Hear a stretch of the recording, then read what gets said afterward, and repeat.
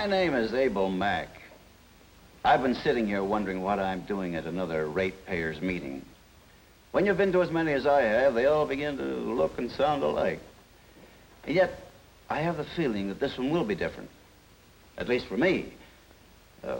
Maybe it's the flavor of what has already gone before. Now, for instance, Jed Oliver. It's all steamed up over the proposed route of a new township road outside of town. Sure, this new road is coming through regardless of how I feel about it. I don't suppose it matters to the rest of you where it comes through, but it matters to me. That new road could just about slice my farm in half. And Rita Gray, annoyed about some road work that isn't being done. Oh, I'm sure the Public Works Department has us in mind, as you say, Ralph. They've been intending to pave our street for 6 months now. Well, their good intentions may be all right for the road to hell, but I want some proper paving in front of my house. And Tom Fuller, manager of the local plastics plant, going on a bit about a new school addition. Now, mind you, I don't object to the new addition. Eventually, we're going to have it. But for the moment, can't we shift some of our new youngsters over to the West End School temporarily? No denying this was a livelier ratepayers meeting than most. Still, I had a feeling there was more to come. And it did, ever so casually. Now, I'd like to introduce our Municipal Utilities manager, Mr. David Spencer. I've invited him here tonight on behalf of Hydro. Dave? I expect it's about the new hydro station you're putting in. And so it was, apparently. Young Dave explained where the new station would be located and how it would be designed and built and landscaped to fit as attractively as possible into its particular location. Well, nobody seemed to care, really, one way or the other about it. And then Jed Oliver suddenly came to life again. Yes, sir.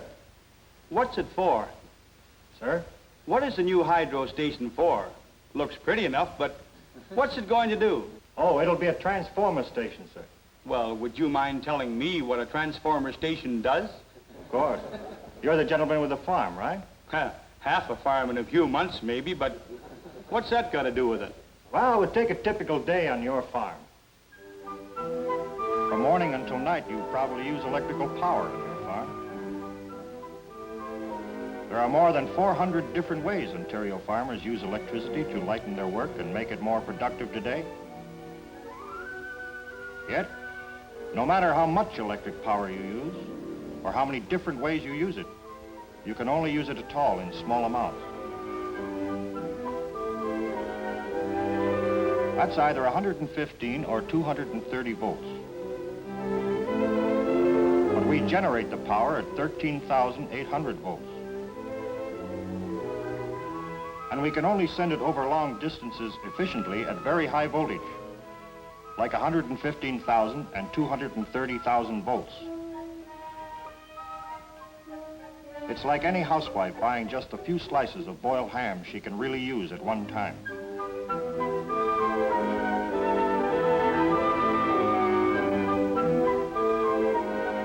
But it can only be economical for either one of you when you market milk in big lots. Between your marketing and the housewife's marketing, of course, there are the intermediate steps of distributing and packaging for home use. Well, between our generating and transmitting power and your using it, there are big marketing gaps too. These gaps are filled by transformer and distribution stations. They make progressive voltage adjustments to distribute the power in the voltage size you need on your farm. That's what this new hydro station will do. Make more usable power available to you folks out there in that fast-growing Barston Way section. Kind of interesting at that. So Jed found it suddenly kind of interesting. I remember when Jed's grandfather farmed his place, and how hard he worked at it, too. Now all Jed does is push a button. And that takes care of all the feed for all his beef animals in just a few minutes. So I was glad Jed found it interesting. Of course, I wouldn't expect everyone to look at it the way I do. And least of all, Tom Fuller. Ralph. Oh, Ralph. Please, folks, can we have a little more quiet? We'll soon be through, I'm sure. Now, Tom? I wanted to ask Mr. Spencer a question, if it's all right. Certainly, sir. Who's going to pay for this new station? Us? Yes, ultimately. But what you may not realize is that you've already paid for part of it. What do you mean? Well, maybe I can explain it this way. Now, a portion of your hydro bill is placed in a fund to help finance capital expansion, such as this new station we're talking about. This is the advantage of the hydro enterprise. What would normally be profits from your utilities operation are used to improve electric service to the customer. Well, supposing the fund isn't large enough. Well, in that case, additional funds could be raised through the issue of debentures, which would be amortized over a period of years. But wouldn't our rates go up to cover the cost? Not necessarily. The revenue from the additional power supplied through the new installation would offset its cost. Well, young Dave had a tough question to answer there, but he handled it well, I thought. He explained how, from its small beginning in 1906, hydro has always belonged to the people of Ontario.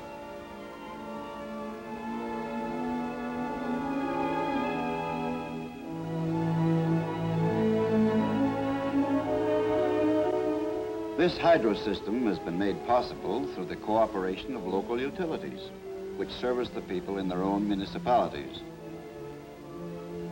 He pointed out how this group of cooperating local hydro commissions has grown from 14 to more than 350. Today, there is virtually no hamlet in Ontario too small to have its own hydro commission.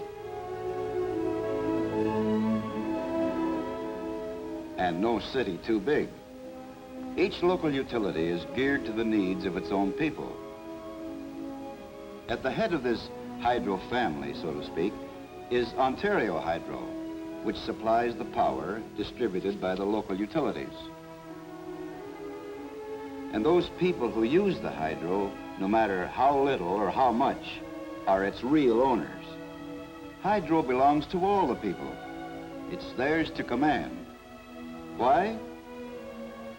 Because the rivers and lakes of all Ontario belong to the people.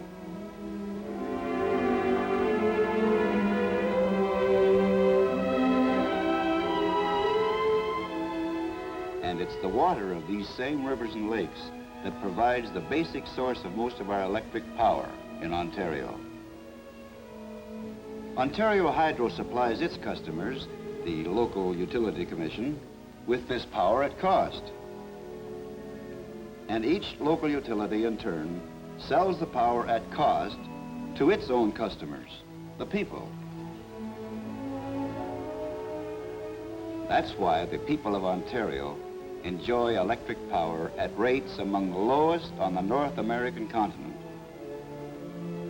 That includes commercial users and industrial users and the farmer and his wife. Well, that seems to make sense. I think it does. It's very different from the usual power company setup and very successful. Oh, I guess it works all right. Thank you. Well, it's nice when someone like Tom Fuller suddenly discovers hydro and concludes that it's working all right, as though hydro hasn't been working all right for the people of Ontario for 50 years and more. Helping people like Tom Fuller and his plastics plant with all its jobs. Or the furniture factory that really put this town on the map. Or any of the other industries and businesses that came in here to grow with this town and the hydro. But, of course, that's just my thinking. Tom Fuller doesn't have the same reasons. Neither does Jed Oliver. Or any of the... Good heavens. Having the floor once has surely flipped them all. Mr. Chairman, Ralph. The chair recognizes Rita Gray. Well, you don't need to be so darn formal, Ralph. I just wanted to ask Mr. Spencer one little question about hydro. What did you want to ask, Mrs. Gray? Well, I have a sister in the States. Her electric bills are about double mine. Yes? So I guess what you've been saying about power at cost and no hydro profits and so forth must be all true. Well, of course, that's the whole operating basis of hydro, a kind of public trust. But isn't hydro a business also? A very big business, Mrs. Gray. Taking together the whole group of cooperating hydro organizations in Ontario, we serve nearly 2 million customers every day. I see. Was that your question, Rita? No, Ralph. I don't know really how to phrase it, but I'll ask Mr. Spencer anyway. I hope I can answer it. Well, I don't know too much about business, but I don't see how hydro stays in business. I'm not sure that's a proper question, Rita. It's all right, Ralph. I think I know what you mean. Mrs. Gray, Yes? are you really asking how, with everything else going up so much these days, hydro manages to maintain your power at such a low cost? Yes, I guess so. Well, of course, there are many factors involved. Many factors indeed. And young Dave covered a good share of them. For instance, hydro's emphasis on hydraulic generating stations, right from the beginning, to supply our base load power needs at the lowest possible cost. Then turning to steam-generated power as needed for peak power demands. Maintaining far-sighted building policies, looking ahead now to the need for even more supplementary steam plants in the near future. And nuclear power developments.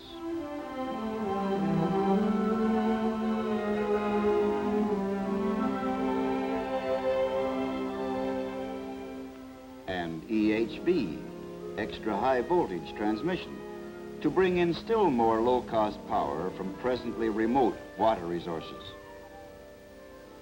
Constant research saves money, too, frequently devising new operating methods and materials that provide better performance at lower cost.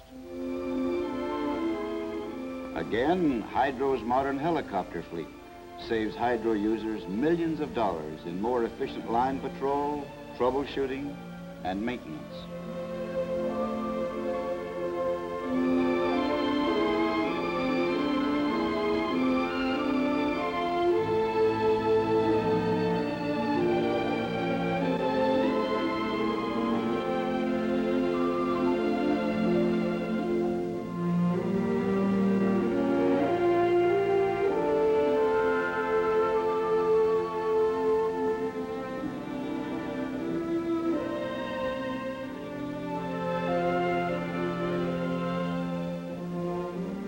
Hydro's industrial counseling section often saves the industrial customer time and money through more efficient use of hydroelectric power.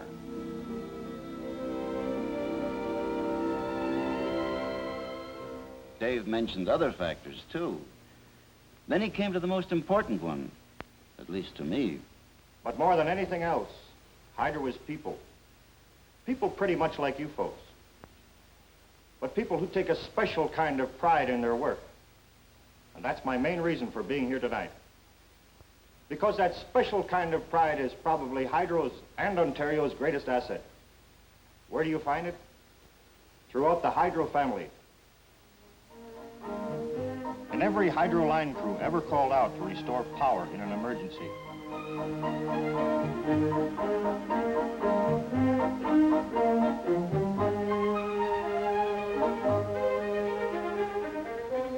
In every control room team across Ontario, where, regardless of emergencies, responsibility for maintaining continuous power is never ending.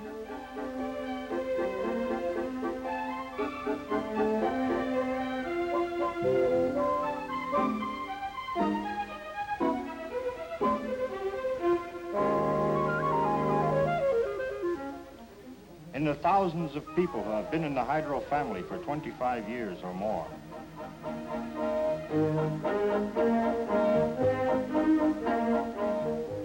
And in thousands more just starting their hydro careers. In still more thousands of people you rarely see or hear about. Engineers, secretaries, managers, all doing their jobs quietly and efficiently day after day.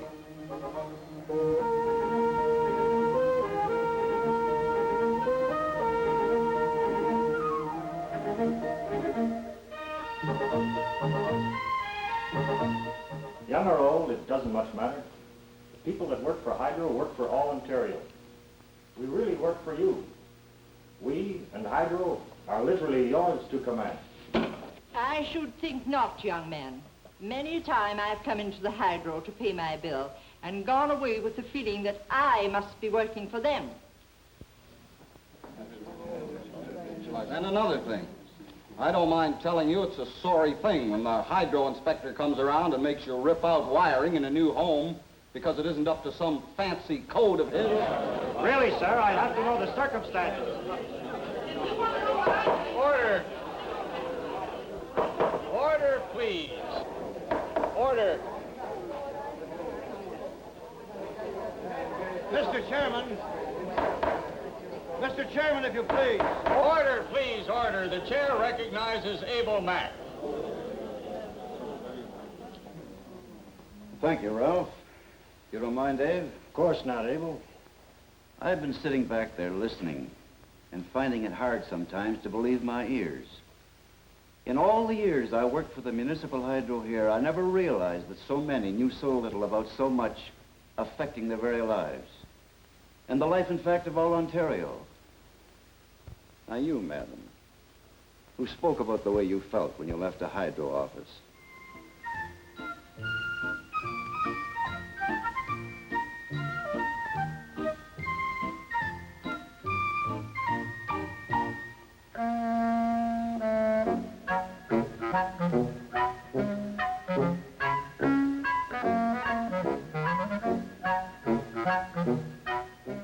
While our Hydro people aren't always perfect, perhaps you could have been a bit happier that day. And you, sir, who complained about the Hydro inspector not passing you new house wiring. Faulty wiring, or improper insulation, or insufficient circuits to carry the load are potential hazards. Now, isn't it better that the electrical contractor work with Hydro inspectors to ensure the safe and efficient use of electricity?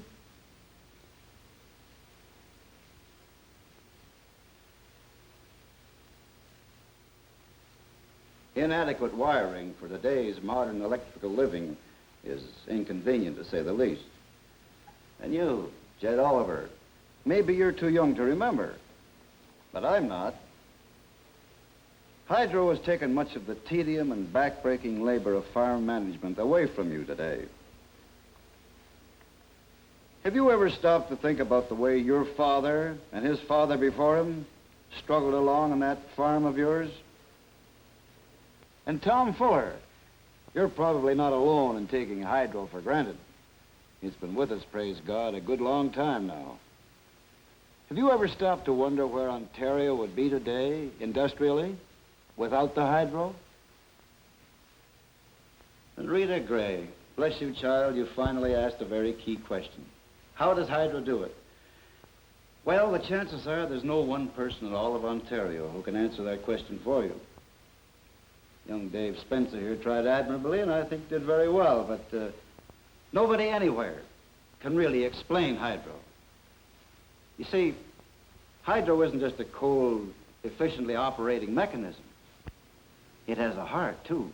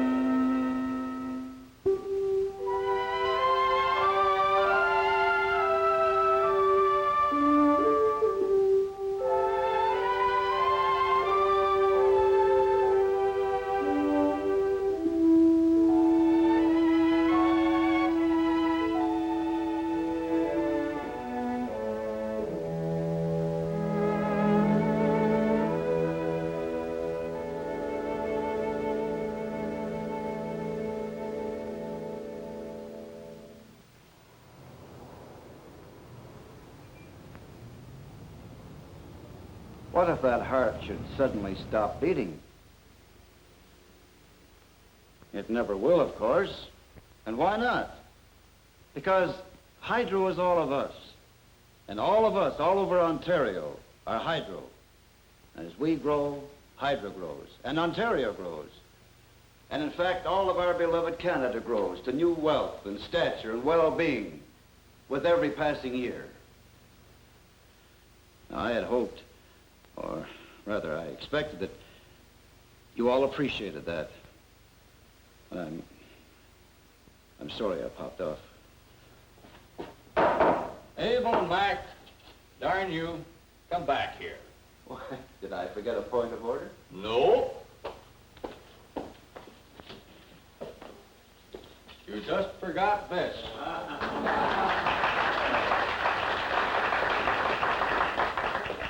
Abel, the main reason Ralph invited me to this meeting tonight was to give you this. Not from Hydro, but from all of us here. Maybe you've forgotten, Abel, but this would have been your 36th year with Hydro. A lot of us here appreciate what you've done for us, for the town, and for Hydro, too. We had a lot more to say, but I think you already said it better. Well, thank you. All of you. I guess right now I'm just like Hydro itself. Yours to command. Meeting adjourned. Well, for me, this was a different kind of ratepayers meeting. How about you?